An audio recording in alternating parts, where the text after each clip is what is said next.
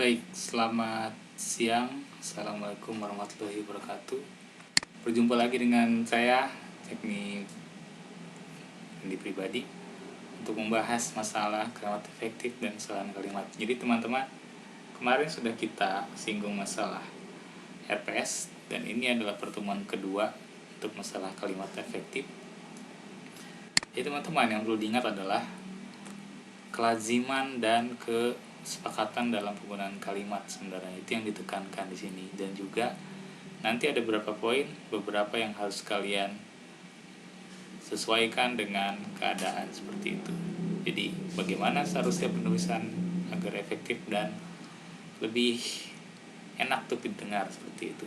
Oke, kita lanjut. Teman-teman, ini adalah ciri-ciri kalimat efektif yang saya kutip dari Bapak Wijono lewat bukunya Bahasa Indonesia Mata Kuliah Pengembangan Kepribadian di Perguruan Tinggi. Silakan kalian peroleh di toko buku daring. Jadi saya rekomendasikan buku ini teman-teman.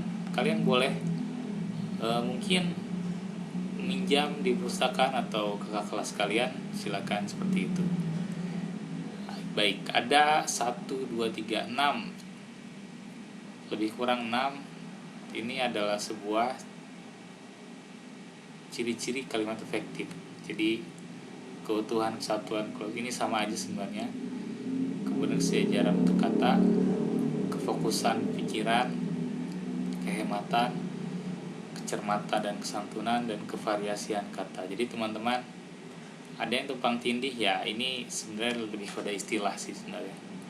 Keutuhan itu sama dengan kelogisan atau kesepadanan seperti itu. Baik, saya hapus saja deh sebentar. Jadi sebenarnya lebih kepada ini tuh bukan koma sebenarnya. Jadi atau seperti itu. Oke, lebih jelas ya. Baik, yang pertama adalah keutuhan. Teman-teman, hal yang salah di sini adalah ketika saya saling memaafkan itu dinilai salah. Kenapa? Karena kata saling itu harus dimulai dengan, atau dalam hal ini harus ada musuhnya atau ada pasangannya seperti itu. Maka dari itu keutuhan menjadi hal yang dibutuhkan dalam hal ini. Nah teman-teman lihat, keutuhan yang betul adalah kami saling memaafkan seperti itu. Dan yang kedua adalah kelogisan teman-teman. Jadi seperti ini dilihat bahwa rumput makan kuda, ini dinilai hal yang belum lumrah. Rumput seperti apa mungkin kalian tanya-tanya sendiri. Sementara belum ada rumput yang belum bisa makan kuda. Yang makan daging ada, tapi untuk makan kuda itu belum teman-teman. Dan kemudian memenuhi unsur logis, ini adalah yang betul adalah kuda makan rumput di lapangan seperti itu. Baik, kemudian nah ini ada lagi contoh, saya perbesar terlebih dahulu. Untuk keutuhan sebenarnya lebih kepada bentuk-bentuk yang memenuhi sebuah standar. Jadi utuh, tidak banyak-banyak menggunakan kata-kata di luar yang seharusnya. Baik, ini kenapa salah? Karena ini adalah bagian dari di luar tulisan ilmiah teman-teman. Ingat, logis itu lebih kepada penggunaan ilmiah. Jadi memakan itu lebih kepada penggunaan kata metafor seperti itu. Jadi tidak, atau dalam hal ini dihindari penggunaan metafor adalah penulisan ilmiah. Seperti itu kawan-kawan, adalah kelogisan. Baik, kemudian memakan seperti itu. Kesejajaran, nah ini adalah bentuk yang sering kalian lihat. Jika kalian melihat bentuk ini, maka yang harus kalian perhatikan adalah bentuk-bentuk predikat seperti ini. Ingat, ada 2 bentuk predikat, yakni menangkap dan diketahui. Teman-teman, jika pada suatu klausa atau dalam hal ini kalimat, maka itu yang dihindari. itu menjadi hal yang tidak ilmiah teman-teman, karena ada dua predikat atau bentuk predikat yang berbeda-beda. Harusnya kita harus memilih salah satu. Jadi menangkap pencuri itu, polisi segera menangkap pencuri itu karena sudah mengetahui sebelumnya. Nah, ini ada dua yang sejajar, menangkap dan mengetahui.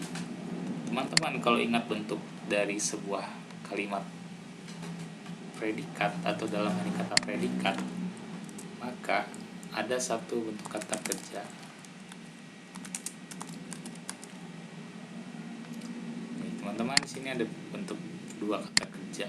Mungkin ada yang tahu. Dimulai dari kata me atau awalan me dan juga ber. Seperti itu adalah kata kerja aktif. Kata kerja pasif itu biasa dimulai dari awalan di, kemudian ter, dan juga boleh jadi ada namanya ke juga ada. Seperti itulah bentuk kata kerja aktif dan pasif. Ini adalah bentuk sejajar. Jadi awalnya adalah kalian harus melihat bentuk-bentuk sejajar atau tidak lewat predikat atau kalimat kata kerjanya seperti itu. Nah, teman-teman, sini ada bentuk-bentuk contoh. Ini adalah bentuk-bentuk yang tidak sejajar ya. Jadi ada pertemuan, ini pasif, mengajukan melaporkan itu adalah aktif, bertemu itu juga aktif sebenarnya. Agar semuanya sama, maka saya bentuk atau buat seperti ini. Jadi menemui, mengajukan, melaporkan, menemui sama. Jadi ini adalah bentuk baku teman-teman dari kata kerja aktif semua seperti itu. Baik, kemudian ada kefokusan. Nah, ini adalah bentuk yang memfokuskan kalian pada hal yang ingin dipentingkan seperti itu. Baik, seperti ini. Sulit ditingkatkan kualitas dan kuantitas produk hortikultura ini. Teman-teman, dalam bahasa Indonesia itu ada istilah namanya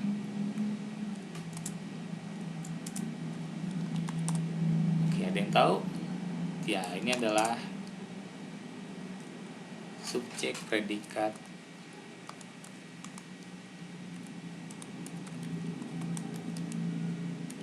kalian kalau menulis itu harus menyesuaikan dengan pola ini.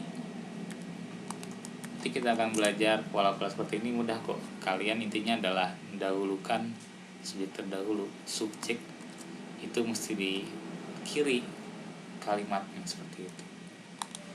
Atau boleh jadi ada pelengkap. Nah, ini juga mudah untuk identifikasi. Pelengkap itu tidak wajib, tapi dalam hal ini bisa menentukan makna seluruh kalimat.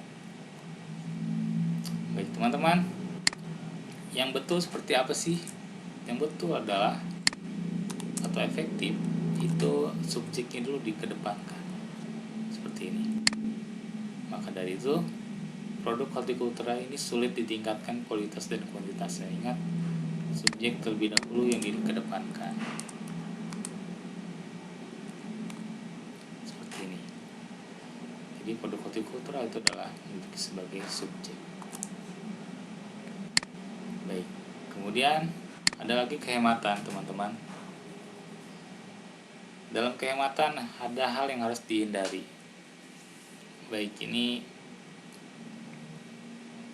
ada namanya buku itu saya sudah baca. Ini bentuk-bentuk subjek ganda teman-teman.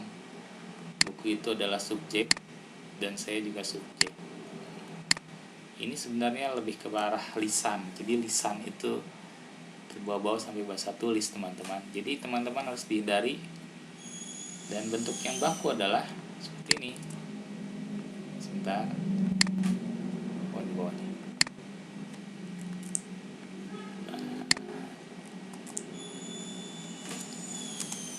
Baik. Ini yang bentuk yang baku.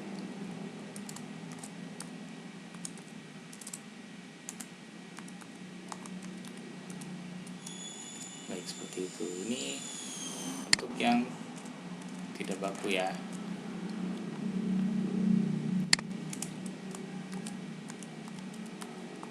Atau tidak efektif.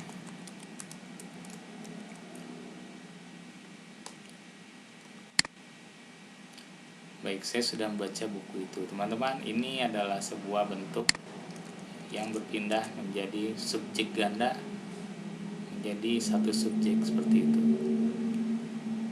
Nah, kemudian ada penjamakan. Teman-teman pasti pernah mendengar istilah netizen atau warganet. Dalam hal ini dinilai salah. Kenapa? Atau tidak efektif? Karena dalam hal ini warganet itu sudah jamak. Jadi jika ditambahkan kata para, itu malah berlebihan.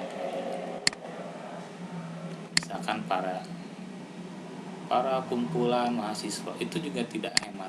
Seperti itu. Nah, maka dari itu dibuatlah sebuah kesepakatan agar menghemat kata. Boleh jadi dalam hal ini agar tidak mubazir maknanya, maka ditulislah beberapa warganet atau warganet saja juga cukup. Jadi teman-teman tidak harus menuliskan para itu dibutuhkan jika misalkan seperti ini.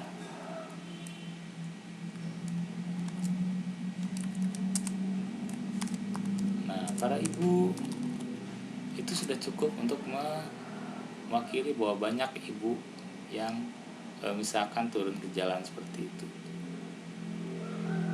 Atau misalkan para ibu-ibu itu juga bentuk yang mubazir. Maka dari itu saya akan betul, ini adalah bentuk yang betul. Maka dari itu para itu harus kita perhatikan dengan betul.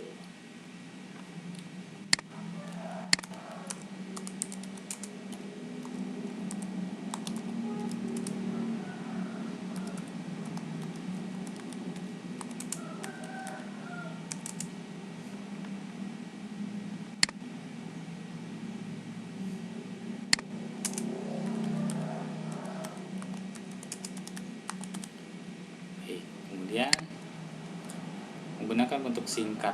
Teman-teman pasti tahu bentuk-bentuk singkatan yang ada dalam setiap kalimat. Memberikan peringatan itu sebenarnya bisa kita singkat menjadi memperingatkan seperti itu. Nah, ini bisa kalian terapkan. Misalkan memberikan perintah, bisa kalian singkat menjadi memerintahkan. Kemudian memberikan anjuran, bisa kalian singkat menjadi menganjurkan seperti itu. Bentuk-bentuk seperti ini itu lazim digunakan karena sebuah kesepakatan dan memang efektif teman-teman, seperti itu. Baik, banyak lagi contohnya mungkin kalian bisa lihat. Kemudian kecermatan dan kesantunan. Baik, ini adalah ketepatan sebenarnya. Kecermatan lebih kepada arah tepat. Baik, lihat pada kata bulan atau pada kata pada seperti ini. Pada bulan itu bertepatan dengan bulan bahasa. Kalau untuk istilah ilmiah ini dihindari teman-teman. Pada itu digunakan sebenarnya pada bentuk-bentuk. Nah, saya juga menggunakan kan. Pada itu lebih pada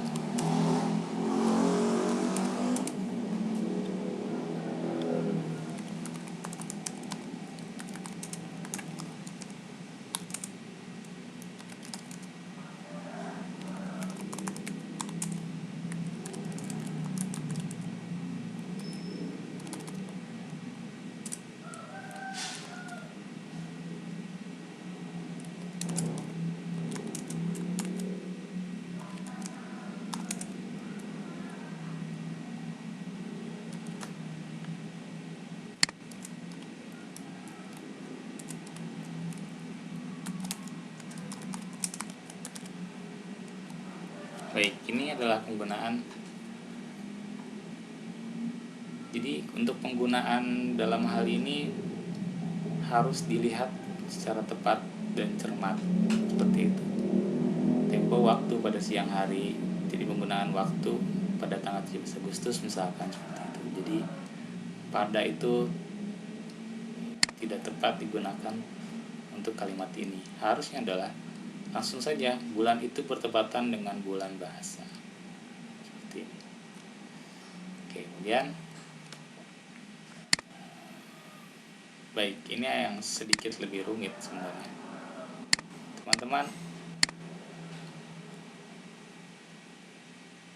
Kalau dalam hal ini untuk mendefinisikan kata manusia ialah dan kemudian kata adalah, seperti ini. Saya coba jelaskan. Baik, manusia ialah orang. Benar. Kenapa? Karena sinonim. Dalam hal ini orang tersebut atau orang itu adalah manusia juga. Manusia misalkan ialah makhluk hidup, itu juga betul. Jadi kata ialah sebenarnya ini menyatakan sinonim, maka digunakanlah kata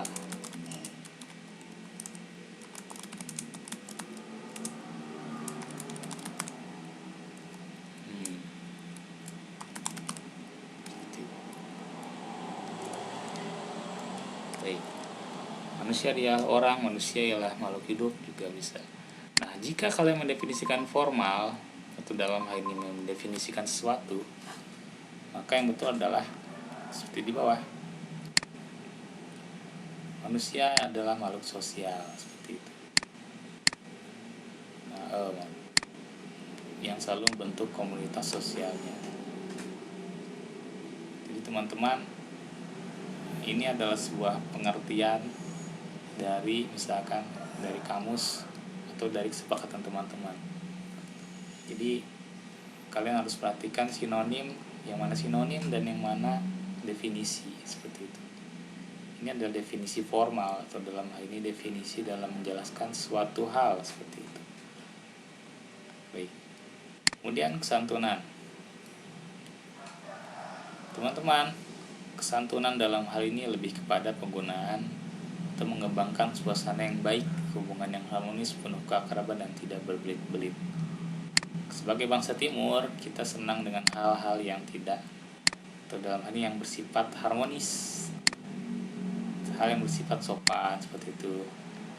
Bukan kata-kata suci dan kata-kata yang dinilai kotor, itu dikotomi yang tajam sekali sebenarnya. Tapi kesantunan dalam hal ini adalah lebih harmonis, seperti itu. Baik, bagaimana telah ditetapkan, pekerjaan itu biasanya dikerjakan 2 kali seminggu. Nah, ini dalam hal ini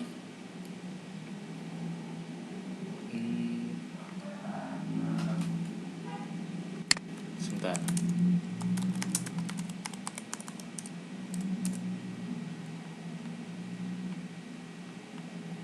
Baik, teman-teman, ini adalah bentuk yang lazim digunakan. Sebagaimana telah ditetapkan, pekerjaan itu dilakukan 2 kali seminggu. Pekerjaan itu bisa dikerjakan. Nah, pekerjaan itu bisa dikerjakan ini hal yang belit-belit. Atau dalam hal ini dalam tulisan karya ilmiah itu lebih kepada hal yang terlalu banyak digunakan, seperti itu. Mungkin kalian lebih terbiasa menggunakan lisan atau dalam ini bahasa lisan seperti ini, nggak masalah. Tapi kalau bahasa tulis, maka kalian harus hindari hal seperti ini. Baik, nah, baik teman-teman, ini tulisannya ini semua ya, karena office-nya berbeda, tapi nggak masalah, seperti itu. Baik, saya akan berbesar lagi. Nah, seperti itu.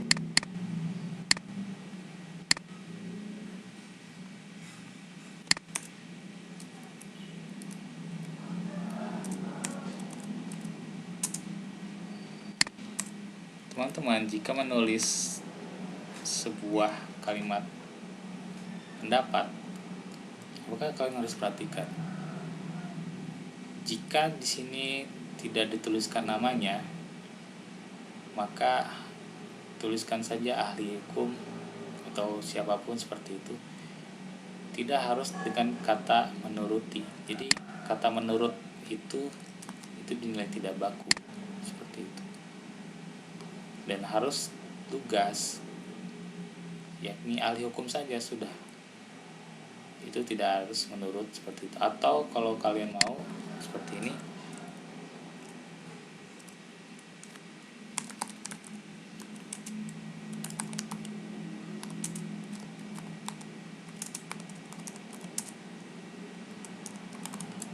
misalkan gitu, itu boleh. Ini hal yang efektif karena ada jeda bahwa siapakah Andi, ya hukum dari UNJ seperti itu. Baik,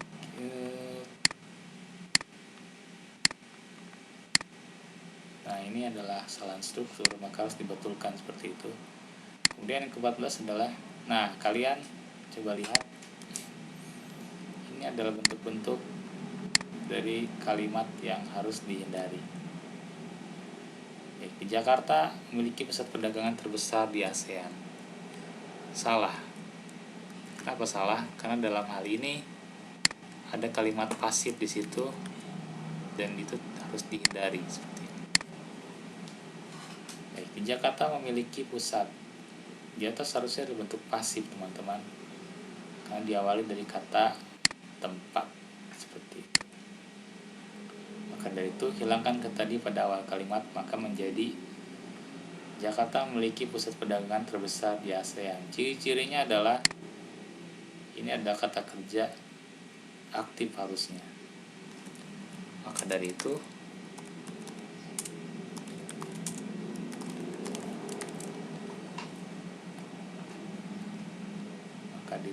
kita hilangkan kata di-nya seperti itu. Dan kemudian jika kalian mau untuk tetap menggunakan huruf pasif, maka silakan bentuk yang 1B seperti ini. Di Jakarta terdapat pusat perdagangan terbesar di ASEAN. Ini adalah bentuk pasif dan ini bentuk yang betul seperti itu.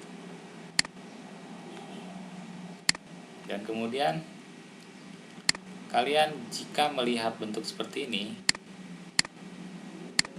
harus ada perluasan terlebih dahulu. Teman-teman lihat,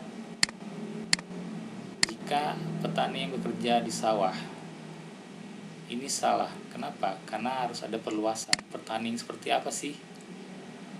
Maka saya memperluas menjadi petani yang sudah tua renta itu masih bekerja di sawah. Ini bentuk yang efektif seperti itu, karena harus menjelaskan bentuk yang itu seperti apa. Baik, ini lebih ke arah bentuk-bentuk konjungsi ya. Jadi teman-teman, ini lebih ke arah yang lazim. Kenapa harus dihilangkan titiknya? Karena ini satu kesatuan, jadi harus disatukan seperti itu. Nah, kemudian ada kata seperti ini, susunan subjek harus didahulukan. Meskipun sudah kaya raya, tetapi ia tetap bekerja keras. Teman-teman, ini adalah bentuk yang salah. Kenapa? Karena bentuk itu seperti ini harus didahulukan bentuk subjek terlebih dahulu. Yang betul adalah meskipun sudah kaya raya, ia tetap bekerja keras. Seperti itulah bentuk yang lazim digunakan. Kemudian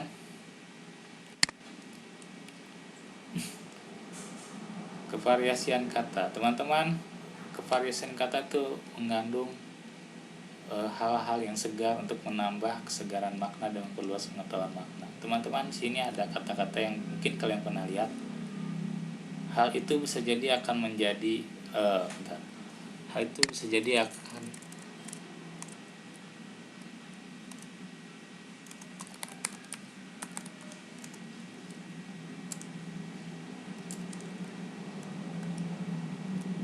Oh, maaf.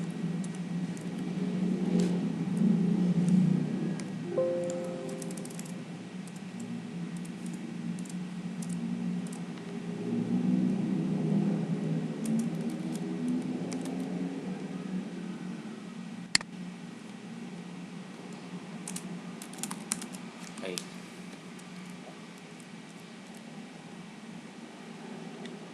Baik, ini adalah bentuk yang baku, teman-teman. Bisa jadi itu sebenarnya bentuk non baku atau bahasa lisan sebenarnya. Jadi banyak yang menghindari dan kemudian diganti menjadi boleh jadi. Hal itu boleh jadi akan adanya bumerang bagi pemerintah. Ini bentuk sebelum saya mengutip, maka dari itu kecil semua nih. Nah, seperti itu. Ya, baik. Jika kalian mengutip sebuah kalimat, maka tanda titik itu adalah tanda bahwa kalian telah mengutip dan menghilangkan kalimat yang tidak perlu. Itu fungsi 3 titik seperti itu. Dan kevariasian kalimat. Variasian kalimat sebenarnya ini lebih kepada susunan bentuk dari induk kalimat dan anak kalimat. Teman-teman, saya akan jelaskan sedikit mengenai anak atau induk kalimat. Induk kalimat ini yang di atas. Jadi induk kalimat adalah sebuah kosakata atau kata induk, artinya berupa sebuah kalimat yang bisa diperluas lagi seperti itu. Kedua anaknya bekerja di perusahaan. Ini adalah induk atau induk kalimat. Dan ketiga anaknya belajar di rumah. Teman-teman, ciri-ciri dari anak kalimat adalah adanya bentuk-bentuk kata hubung seperti ini. Jadi fungsinya adalah untuk menghubungkan, itu adalah fungsi dari anak kalimat. Maka dari itu ada sebuah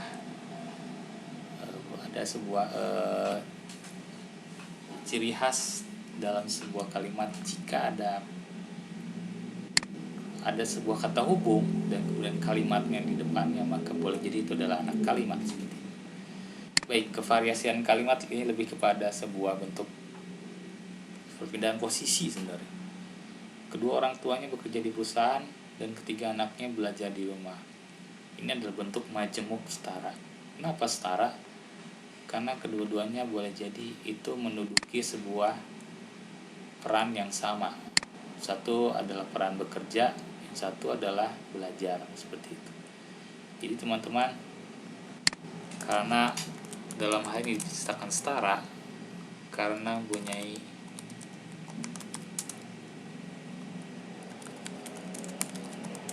sama, yakni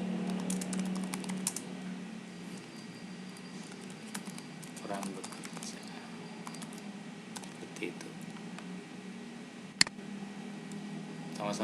Sama-sama bentuk aktif. Nah, seperti ini. Nah, ini kenapa tidak setara atau dalam hal yang kedua orang tuanya bekerja di perusahaan ketika ketiga anaknya belajar di rumah. Setara keterangan waktu. Ini lebih kepada bentuk setara, tetapi ada keterangan waktunya di situ. When, kalau kalian bisa Inggris. Jadi ada bentuk-bentuk seperti ini. Ini adalah setara keterangan waktu. Banyak lagi sebenarnya. Tapi dalam hal ini ketika itu adalah bentuk suatu pengalihan waktu. Maka bentuk konjungsi atau kata hubung seperti ini itu menentukan makna kalimatnya. Dan kemudian yang kesalahan diksi, teman-teman jika menemukan bentuk-bentuk seperti ini, maka cepat-cepat kalian untuk merevisinya. Nih, saya perbesar lagi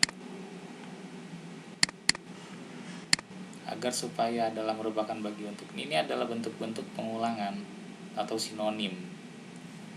Jadi kalian hindari naik ke atas, pasti ke atas, dan turun pasti ke bawah. Jadi kalau kalian bilang silakan Bapak maju ke depan, iya pasti ke depan. Kalau maju ke atas itu rambu-rambu yang kalian lihat seperti itu. Baik, ini contohnya adalah kampung di mana kami bertempat tinggal 10 tahun yang lalu kini telah menjadi kota. Baik, ini bentuk yang keliru teman-teman. Kampung di mana? Tidak. Ini menyatakan kekeliruan seperti itu. Yang tepat adalah kampung tempat kami tempat tinggal 10 tahun yang lalu kini telah menjadi kota. Ini bentuk-bentuk yang masuk kesalahan diksi seperti itu. Baik, silakan kalian kerjakan untuk bentuk-bentuk seperti ini. Silakan, ini untuk soal yang genap, yang NIM-nya genap, dan kemudian NIM untuk soal ganjil seperti itu. Jadi berdasarkan soal NIM ganjil dan soal NIM genap seperti ini. Baik, silakan jika ada pertanyaan.